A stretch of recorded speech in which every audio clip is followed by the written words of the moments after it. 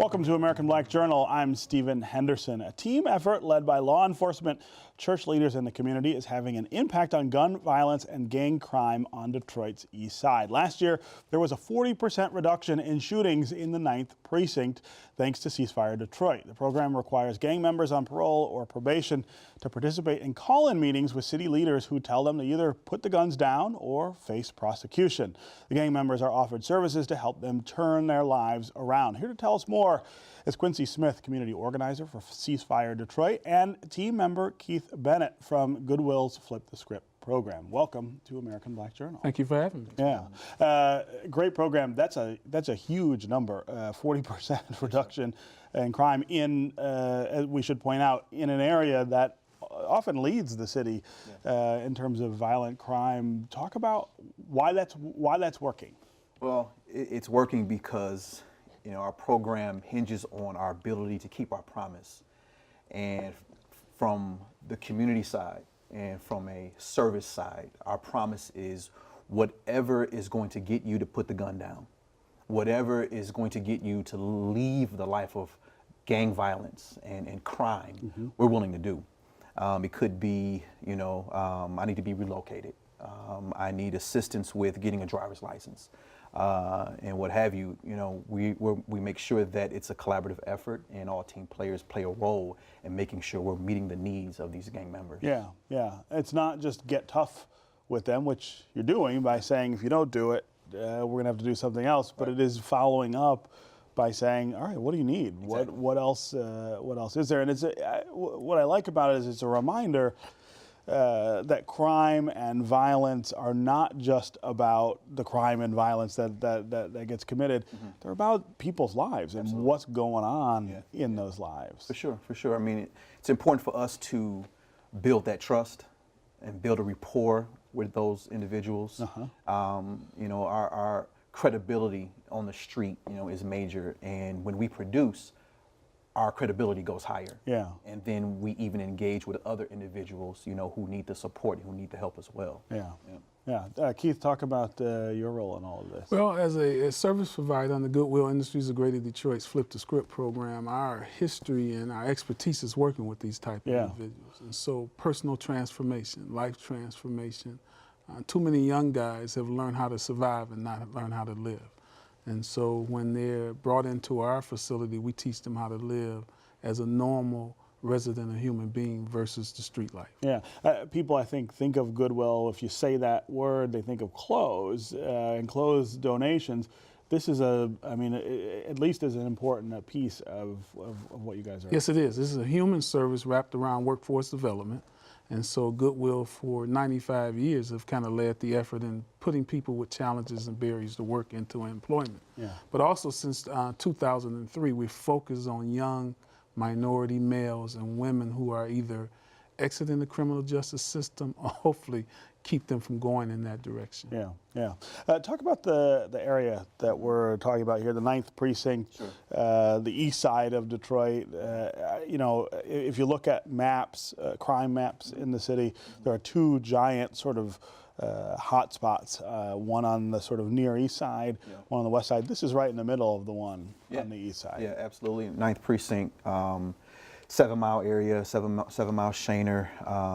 We have some, and I want to make this clarity too. There's a distinction between gangs and groups. I don't believe Detroit really has a gang problem. Yeah, the police will say we don't have the same kind of gang problem you'd see in Los Angeles or Chicago. Because those are more structured, organized, more of your traditional gangs. We just have more people who are representing their street, their area, what have you, 7 Mile, 6 Mile, that sort of thing. And it's not as structured as, the traditional gang, but a lot of these guys are trigger pullers and are pushing that crime rate up. Yeah. And it varies from west side to the east side. East side is more territorial for ground and turf. West side is about what the young people call a hustle. Right. So they're protecting their hustles. It's their form of making money. Right. Yeah. It means a survival for them, however way they choose to get it, that's how they're going to get it. Yeah. What's been the reaction from the community? I mean, I think a lot of times when you talk about areas that have high crime, what people forget is that most of the people who live in those areas are the victims of that crime. They're not the perpetrators. And it's their lives that are disrupted by this stuff. For sure. A huge part of Ceasefire is our clergy component. That's led by Bishop Darrell Harris. And we have a number of churches who assist us with helping victims of crime, helping victims of gun violence. You know, when there's a shooting, back in the spring, we had a rash of baby murders. Yeah, right. I remember that. Yes, and not purposeful, most exactly, of them. exactly. Maybe they weren't the target, you right? know. Yeah. But you know, the clergy was very instrumental in providing resources to help with those families with relocation, with providing just a gamut of assistance and support for them.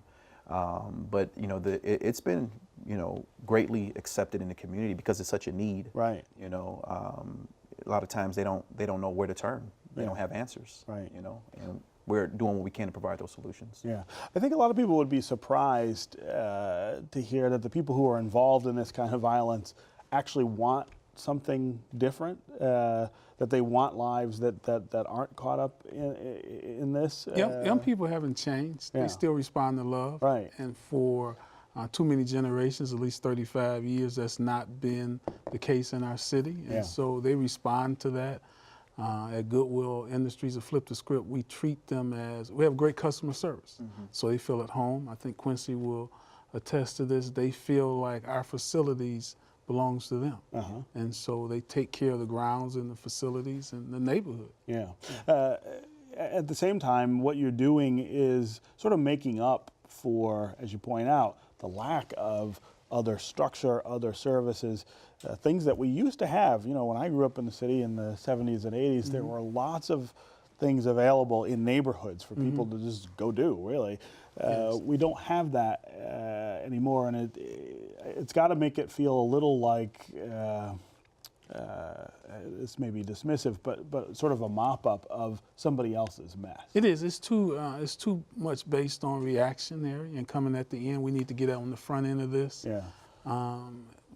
But again, they haven't been given these tools and resources, and so they only know what they know. They don't know what they don't know. They don't know the 70s and 80s. Right. And so we take them back through that passageway, and we have a rites of passage program that brings them from what we call the old Detroit to what they see. They have never seen what you and I've seen. Right. They weren't here for Detroit in a different iteration. Correct. Yeah. And these areas, when I was a kid, that corridor of Gratiot looked different. Yes, it did. It felt different, and there was a lot more people, families, in those areas. And these young people haven't been a part of families. A lot of them are near homelessness or homeless when they come to us at Ceasefire. A lot of them have never had that family structure, and so we become family. In a lot of senses, we become their first real family where they can see and heal and feel love and also get resources at the same time. And it's tough love a lot of times. Yeah. It's a process because guys sometimes they're not used to somebody telling them what to do. Right. Right. So, you know, initially we may get some, you know, rebuttal, or they may, you know, not respond. Yeah, I'm really curious about this conversation with these city leaders. That may be the first time some of these guys have had somebody say to you, all right, you can't do this anymore. I don't imagine that always goes well. Yeah. You can see them sometimes squirming in their seats. Yeah. You know, but at the end of it all, and even at the end of the call-in, they know that the bottom line, because it's said many times, even because, you know, Mr. Bennett does a phenomenal job, he presents as well, the bottom line is love. Yeah. Yeah. We're here because we care. Right. And so they were here tonight at tonight's call-in. The U.S. Attorney General, the mayor, chief of police, deputy police chiefs, service providers, people who have been victims of their violence, medical people who work in emergency rooms. And so that's a message they have never heard. And then at the end of that session, they get to sit down and eat dinner with the mayor, police chief. Now you have a one-on-one conversation with your mayor, police chief, and people, and you can explain your side now. Yeah. 40% reduction in a precinct. I would imagine this has caught the attention of the mayor and the police chief as something to replicate in other places. What would it take to do this citywide, for instance? Wow. Really, I would say it's about the funding. I mean, we're funded through the Department of Justice, and we have other funding sources, but just to get buy-in from other agencies. We've moved to the west side, so we're not just on the east side in the 9th precinct, 5th precinct on the east side, but also on the west side precincts 6, 8, and 12. And that we've been on the west side for and about where are those precincts? So 12th precinct, you got Livernois area, and 6 and 8 really covers 8 Mile to Telegraph. Brightmoor area, Northwest Detroit. So big area. It's a big area. In the city. Big area. Again, congratulations on all the work. I wonder if you're worried about, because it's funded through the Department of Justice, we're getting a new president, new attorney general. Is this something that we're going to have to make the case for again? There's been conversations. Yes, we always worry. We worry every day, and I'm sure the chief of police worries every day, and the mayor.